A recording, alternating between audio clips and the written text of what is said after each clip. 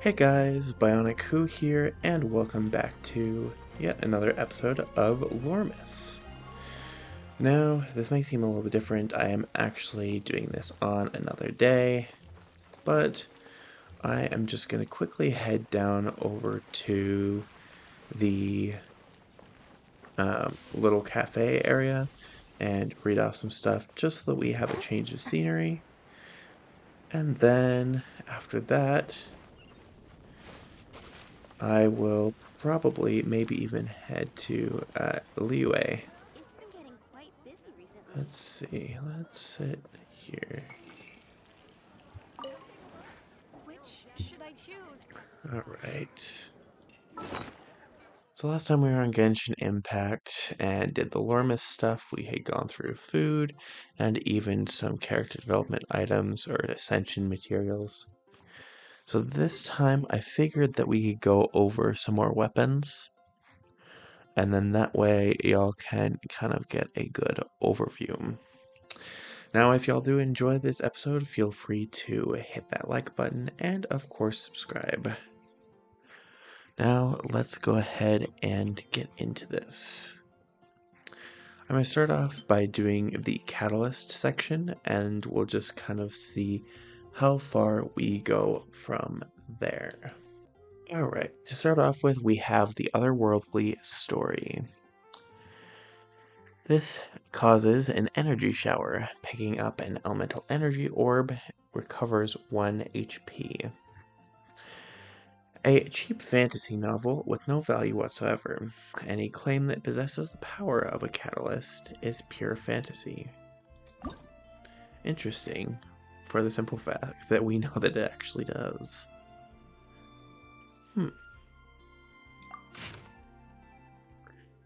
A mediocre work of fiction telling the story of an ordinary fellow who finds himself in another world after death. That world is filled with dangers. Steel monsters as vast as galaxies lurk beneath the ground and devour people in the thousands. But there also exist powerful beings who can make rooms comfortable in any season and turn nights into day with a snap of their fingers. This is a story as groundless as it is meaningless. It only shares one thing in common with the real world. Most of the precious metals are owned by a handful of individuals who keep them locked away in a vault. Hmm, interesting.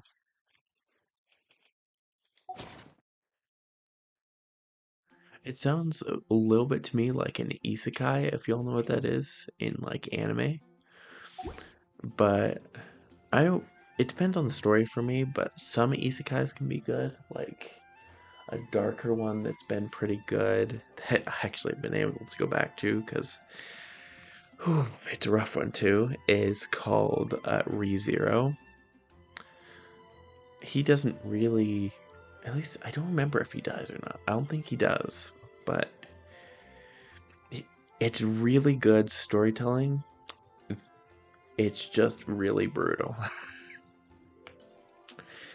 Next, we have the thrilling tales of Dragon Slayers. It has a power called Heritage that when switching characters, the new character taking the field has their attack increased by 24% for 10 seconds. This effect can only occur once every 20 seconds. The description reads a fictional story of a band of 5 heroes who go off on a dragon hunt. It is poorly written and structurally incoherent. Its value lies in the many lessons that can be learned from failure. Got it. So these catalysts are almost just storybooks, it seems like. 5 heroes embark on a journey to slay the evil dragon. For honor, the master swordsman. For research, the knowledgeable sorceress. For the bounty, the swashbuckling mercenary. For vengeance, the dead-eyed marksman. For stories, the grand novelist. A lotus proceeds from my mouth that flowers bloom on the page. My words are wise and clear, and my thoughts are sharp like lightning. I joined this party because I couldn't find a job and anyone could be a copywriter. But I am no writer and just a regular fellow in his mid-20s without an honest job. Interesting. Well, that was a lot more relevant to me than I was expecting it to be, as things go. But here we are. I think these are all the same. Yeah, it looks like they are. But next we have the Magic Guide.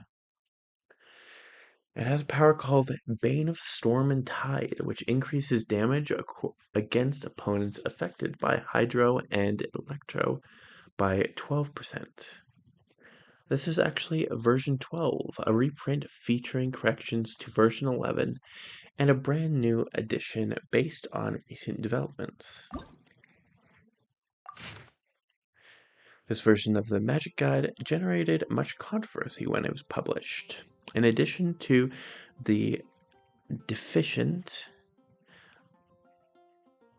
I probably read that wrong, of basic common sense seen in chapter, I believe that's 12. It could be, no, I think that's 7, excuse me. Principles of the Anemo element.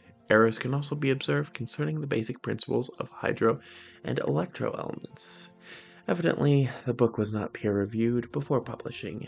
Nevertheless, the book is still the most authoritative guide to magic in existence. Well, I hope they get that fixed soon.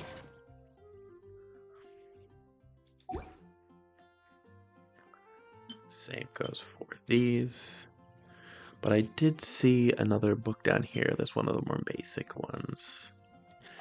It's called Apprentice's Notes. I really like the cover, actually. Notes left behind by a top student.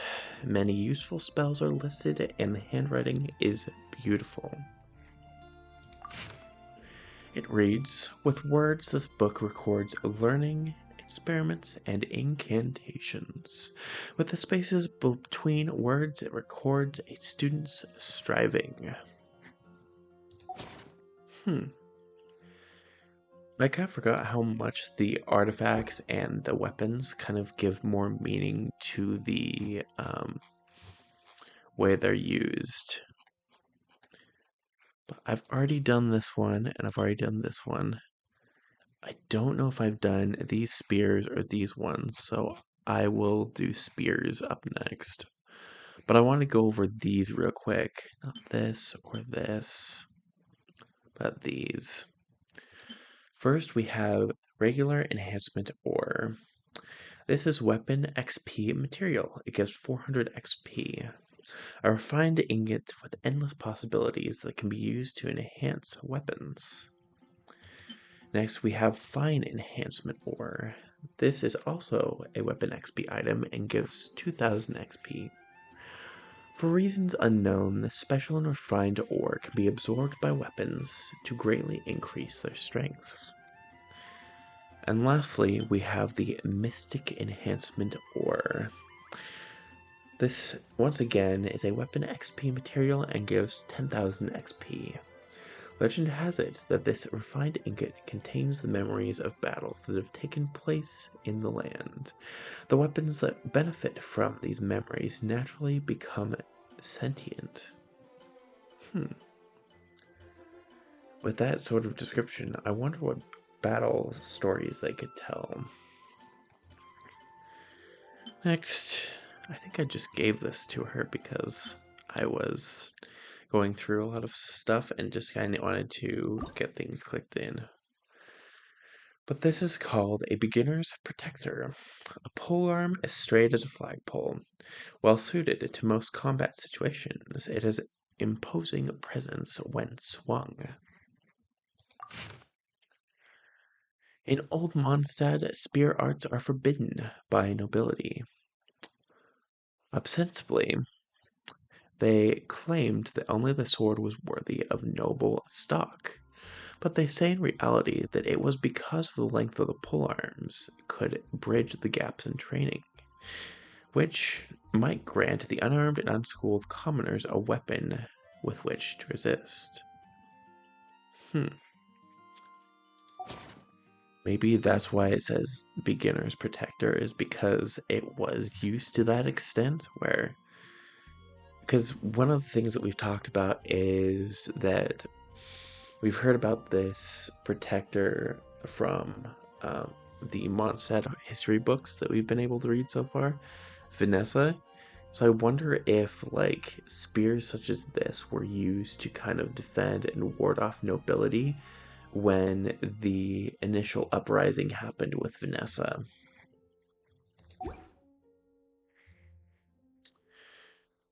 Next, I'm going to skip around to this. Actually, I think we've already read The Hunter's Bow. Yeah, we did because it was with Amber. So we'll skip this next one called the Iron Point, which is a spear once again. Sharp and pointy at one end, it is a balanced weapon that is quite popular among travelers, probably for its enhanced sturdiness, I assume. A simple weapon that exceeds certain austerity. For those who defend that which they must protect, or a traveler with naught to their name but themselves, even the most mundane weapons might be 10 times as powerful as it seems.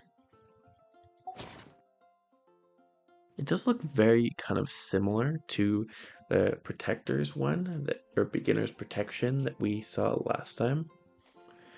So I think it might just be a little advanced sort of look with that one. See, because it just looks like it's had a little more added on to it since then. Interesting though. And then lastly, we have the Black Tousle.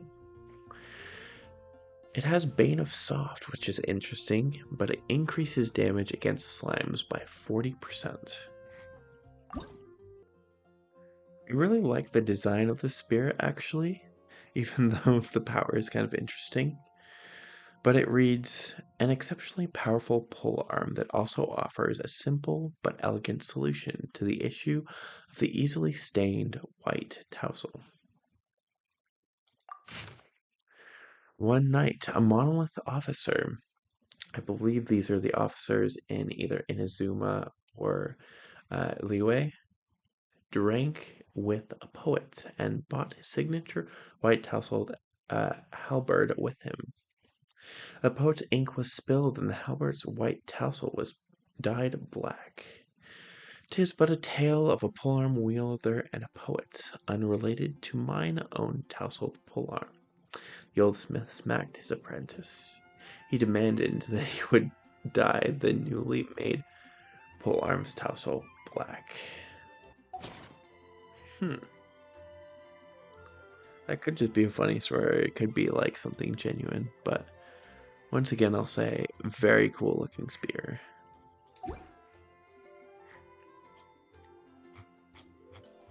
As for this, I actually think originally I was going to do something with these, but I want to go back and take more time to look at them later on. So I think for now, this is going to be the end of this next episode of Lormus.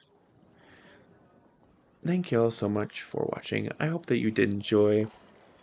I know that these episodes have been somewhat shorter, but as we're coming up on Christmas and I've gotten busier, I'm actually recording this in an entirely different place. But once again, as I told you guys, I'm going to try and get all these out, lining up until Christmas Eve, and then on Christmas, you'll see the next episode out. So once again, thank you all so much for watching. I hope that you did enjoy, and I will see y'all on the next episode. Take care, and goodbye.